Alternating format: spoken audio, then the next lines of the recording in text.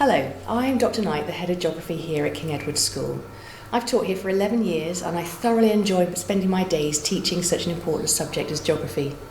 Some of you might be asking, well, what is geography? Well, there is a bit of a clue behind me. Yes, it's the study of the world around us, both the natural world and the world of people. We aim here at King Edward's to have a varied, stimulating and relevant curriculum throughout the school, and this starts here in Year 7. So what will you learn about in your first 2 years at KES? In both Year 7 and 8, we spend time learning about the natural world and the human world, and occasionally how the two interact.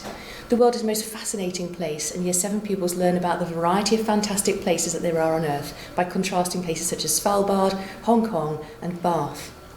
Maps are important, and Year 7s investigate Bath by learning or refining their Ordnance Survey map skills.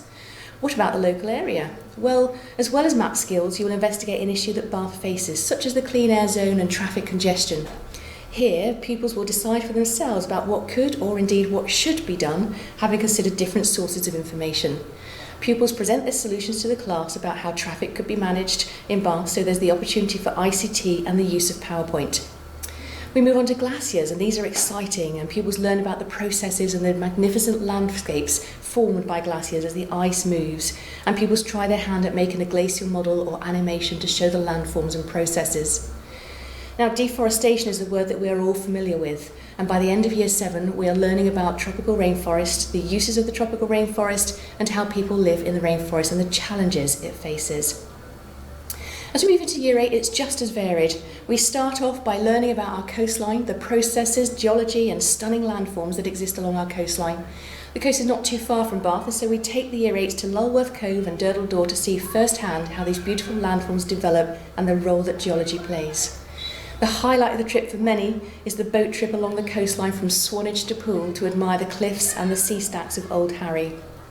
We will then move on to the importance of oceans and more group work, whereby each group looks at an issue faced by the oceans, such as overfishing, bleaching of corals or plastic pollution.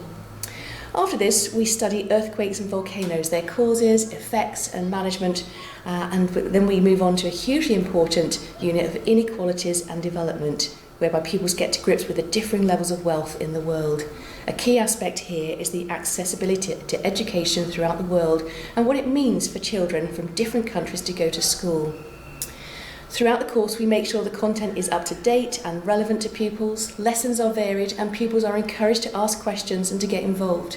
Adding your own knowledge or geographical experience is a wonderful way to enhance the subject. There's a whole wealth of fascinating and excellent resources available to us, and we embrace the use of ICT where appropriate.